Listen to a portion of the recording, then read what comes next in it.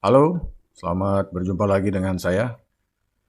Pada kesempatan kali ini saya akan membahas satu topik yang berkaitan dengan ekonomi ya, dan nanti juga ada sedikit yang mungkin berkaitan dengan psikologi barangkali ya. Pada video sebelumnya saya pernah membahas tentang space program dari India, di mana minggu lalu ya mereka meluncurkan misi ke bulan dan peluncurannya sukses. Dan saya memberikan sedikit penjelasan tentang misi tersebut ya. Yang belum melihat video tersebut mungkin bisa melihat video saya sebelumnya tentang misi ke bulan dari India ini ya. Selain itu juga saya mengikuti media-media lain ya, termasuk YouTube. Dan ada satu liputan di YouTube atau analisis di YouTube yang saya nonton, kemudian saya memberikan tanggapan saya di comment section ya. Jadi diskusi hari ini saya akan mulai dari apa yang saya tulis di comment section tersebut. Mari kita lihat bersama ya. Jadi ini adalah komen yang saya berikan di salah satu channel YouTube. Jadi saya mengatakan, bravo India, a middle income economy but with such appreciation towards scientific and technological explorations. Cheers from Indonesia. Jadi ini adalah apresiasi ya. Jadi walaupun India itu merupakan suatu ekonomi dengan pendapatan menengah, tapi mereka memiliki dedikasi dan apresiasi terhadap hal-hal yang berkaitan dengan sains dan teknologi ya. Nah, ini komen ini sudah mendapatkan 1,6 kilo, 1.600 like, dan ada 112 reply. Jadi saya sendiri sebetulnya cukup terkejut juga ya dengan respons ini. Nah, tentu saja responsnya macam-macam dan tidak bisa saya perlihatkan semua. Yang mau saya perlihatkan di sini adalah yang berkaitan dengan apa itu middle income economy ya. Jadi rupanya tidak semua orang yang merespon itu memahami apa itu arti middle income economy. Ya, mari kita lihat beberapa ya. Yang pertama coba kita lihat ya. Ini mengatakan India is fifth largest economy. Ya, saya mengatakan middle income economy, kemudian menulis fifth largest economy. Ini dua hal yang berbeda sebetulnya. Ya, nanti saya akan jelaskan perbedaannya di mana.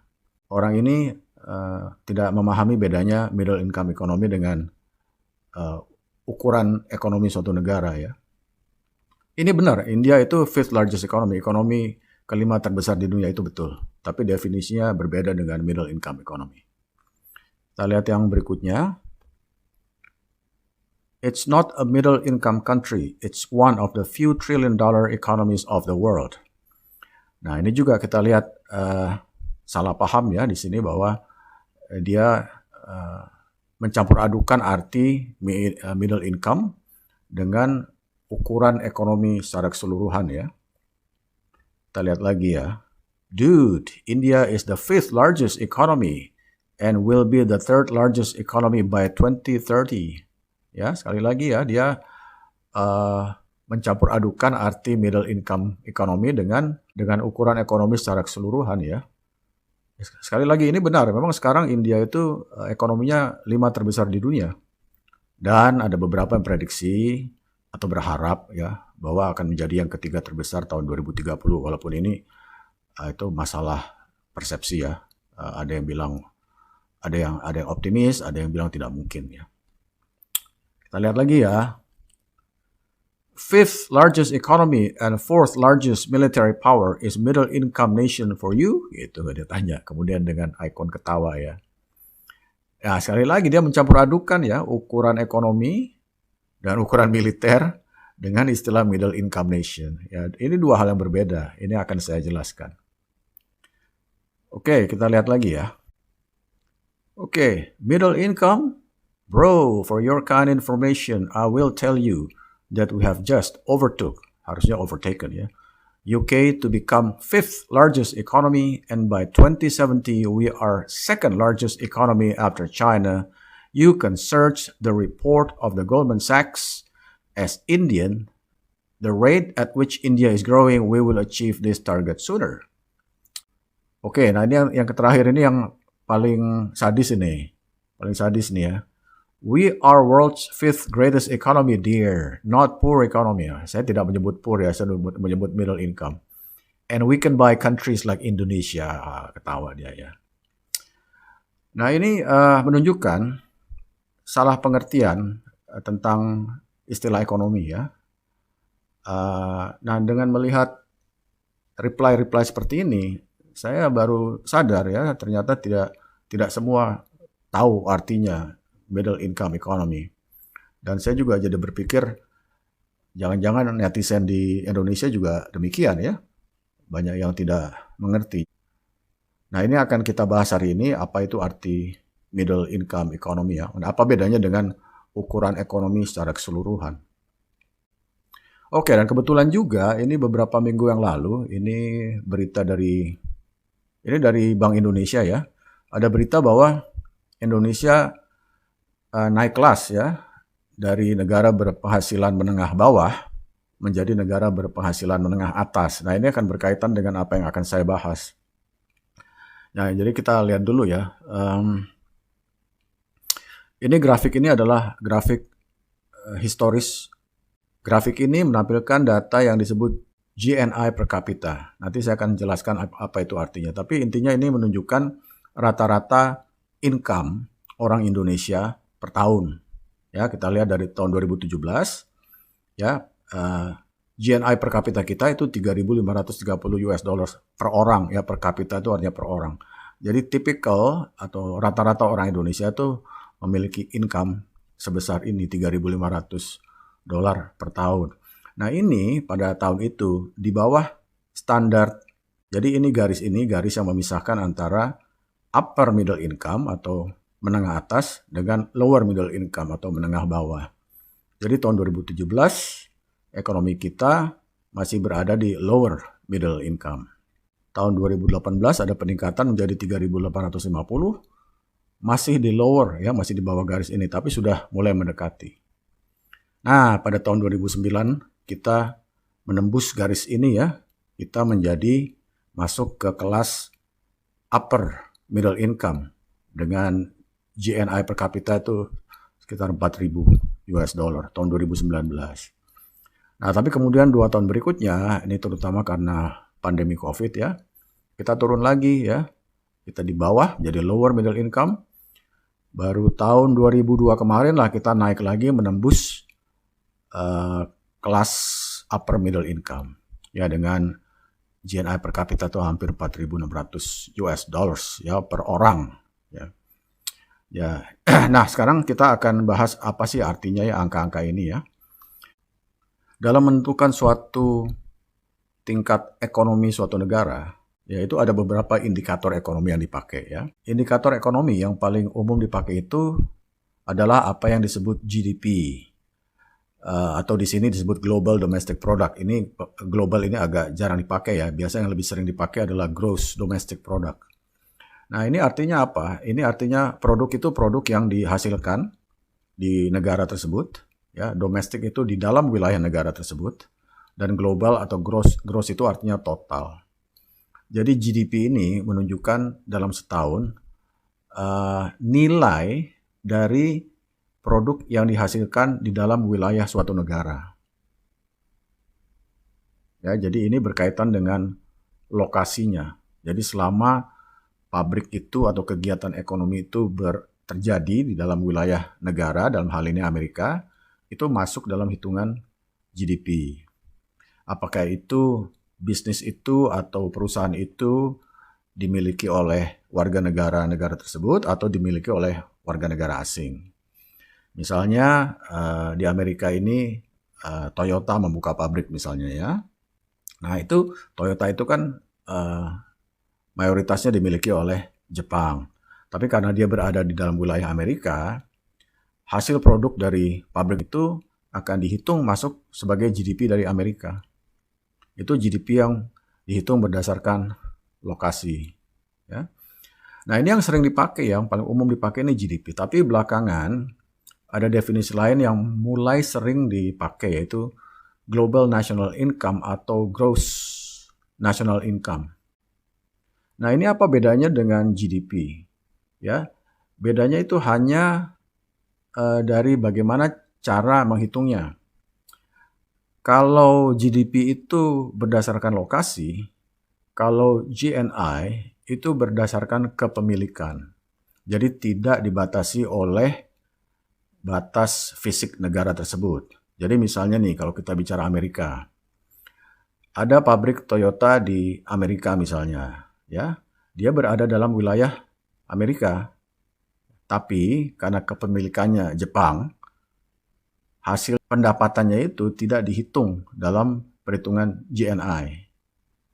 Tapi kalau ada pabrik, misalnya Harley Davidson di luar Amerika, misalnya saya tidak tahu di mana ya, Harley Davidson mungkin di Thailand, ada pabrik Harley Davidson di Thailand misalnya. Nah, kepemilikannya itu adalah Amerika.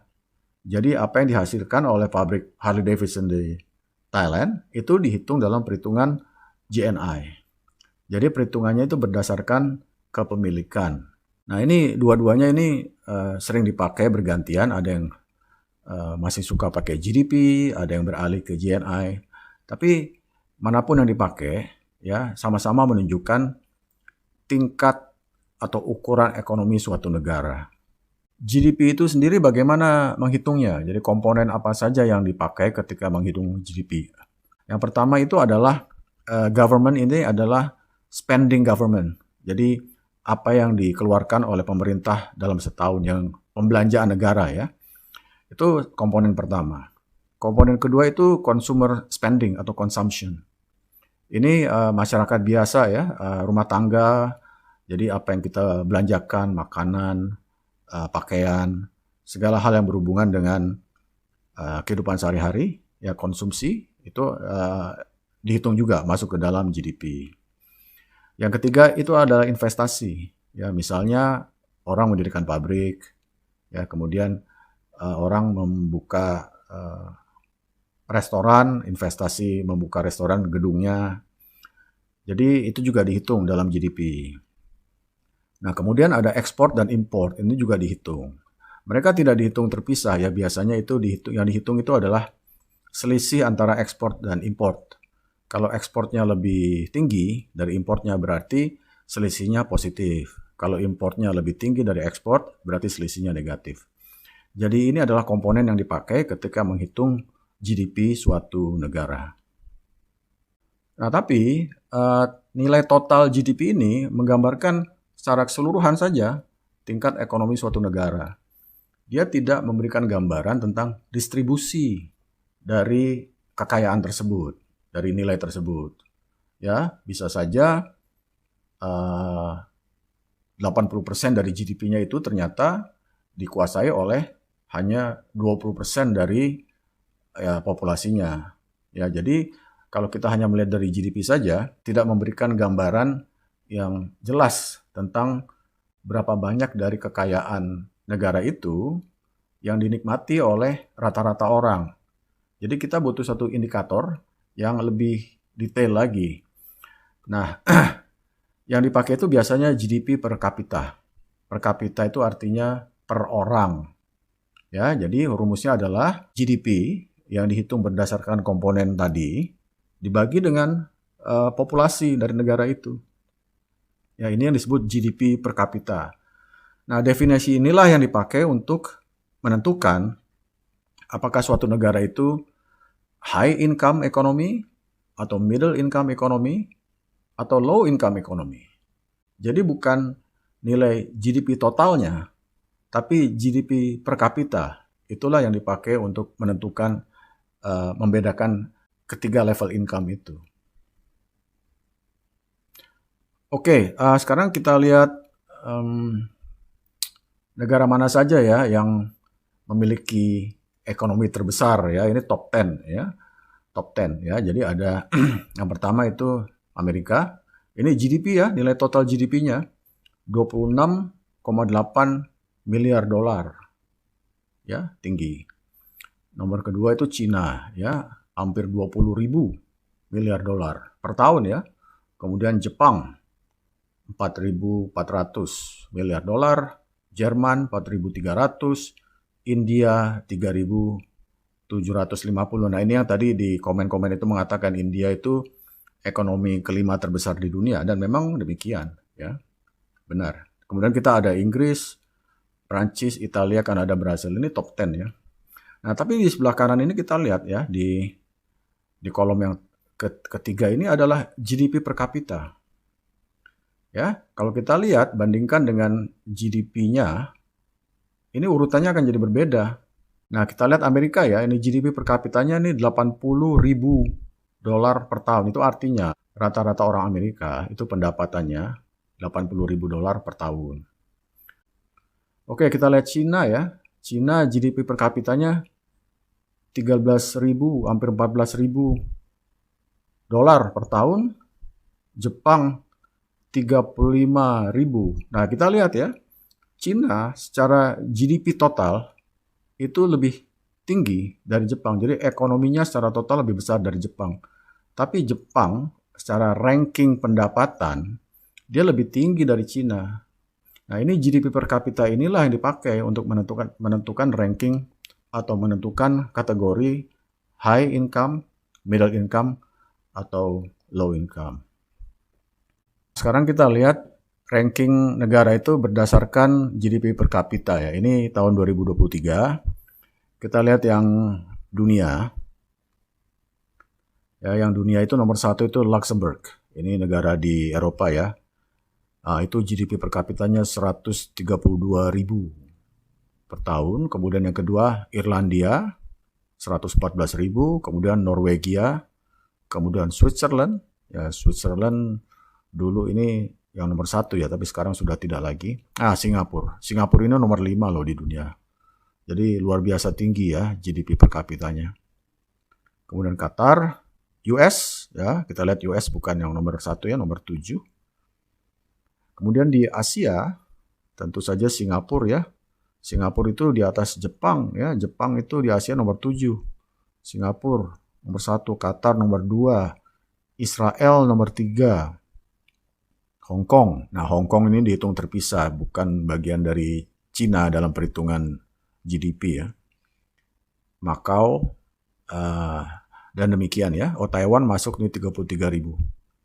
Nah, dengan pengertian seperti itu ya, kita sudah mengetahui bedanya antara ukuran ekonomi suatu negara dengan level income dari rata-rata orang di negara itu ya. Kita lihat lagi nih komentar-komentar yang tadi ya. Jadi di sini kelihatan mereka tidak mengetahui bedanya ya antara yang saya sebut middle income economy dengan ukuran ekonomi negaranya. Ya. Kita lihat semuanya rata-rata punya misunderstanding seperti itu ya. Dan mereka tidak menyadari bahwa mereka mencampur adukan pengertian tersebut ya. Kita lihat yang berikutnya ini. Nah, jadi kita lihat misunderstanding tersebut. Nah, tapi yang mau saya tekankan di sini adalah kita lihat bagaimana yang menuliskan ini memiliki percaya diri yang tinggi, ya. Kita lihat bahasa yang mereka pakai itu ya, mengatakan dengan confidence yang tinggi, rasa percaya tinggi bahwa India itu bukan middle income country. Tapi dari mana mereka mendapatkan rasa percaya diri yang tinggi untuk menuliskan komentar-komentar yang tajam seperti ini? Ini adalah yang disebut the Dunning-Kruger effect. Ini di dunia psikologi ini dikenal ya. Nah, ini yang mau saya bahas sekarang. Apakah itu Dunning-Kruger effect? Mari kita baca ini dalam bahasa Inggris ya. Dunning-Kruger effect is a cognitive bias whereby people with limited knowledge or competence in a given intellectual or social domain greatly overestimate their own knowledge or competence in that domain relative to the objective or to objective criteria or to the performance of their peers or of people in general. Jadi ini adalah bias kognitif, ya, nalar yang melenceng, ya, di mana orang-orang yang memiliki pengetahuan yang terbatas di suatu bidang atau di suatu topik itu mengoverestimasi pengetahuan mereka. Jadi istilahnya mereka tahu sedikit, tapi merasa tahu banyak lah begitu. Ini memberikan confidence level yang tinggi pada mereka. Ini yang disebut Dunning-Kruger effect. Dan ini coba nanti kalau bisa lihat komentar-komentar di media sosial ya, kita bisa temukan banyak sekali nih Dunning-Kruger effect ya. Nah, ini adalah grafik yang menunjukkan bagaimana itu terjadi. Ya, prosesnya bagaimana ya, kita lihat ini di sumbu horizontal ini adalah kompetensinya, level kompetensinya ya, dari di kiri ini kompetensi yang rendah, kemudian makin ke kanan kompetensinya makin tinggi atau pengetahuannya makin tinggi. Nah, ini yang di sumbu vertikal ini adalah rasa percaya diri atau confidence ya, dari rendah jadi tinggi. Nah, ketika seseorang itu baru saja belajar sesuatu, dari pengetahuannya nol, kemudian dia belajar satu hal tentang di dalam bidang itu, dia belajar 2 hal, belajar 3 hal. Jadi dia merasa tadinya saya tidak tahu apa-apa, sekarang saya tahu sesuatu dan dia merasa tahu banyak. Ya, jadi hanya baru belajar introduction-nya saja, ya, kemudian mungkin belajar istilah-istilah yang baru, ya dia merasa sudah tahu banyak. Ya. Nah, ini di awal-awal itu rasa percaya dirinya itu akan tinggi sekali, akan meningkat tajam. Ya, di sini di level ini mereka punya berpikirnya itu saya sudah tahu segala sesuatu tentang hal ini. Ya. Jadi rasa percaya dirinya tinggi sekali. Ya. Tapi kemudian ketika dia mulai belajar detailnya lagi, ya, ternyata dia menyadari bahwa ternyata di dalamnya itu jauh lebih rumit dari yang diperkirakan sebelumnya. Jadi segala definisi-definisi itu, kemudian ada hitungan-hitungannya, kemudian ada teori-teorinya lagi.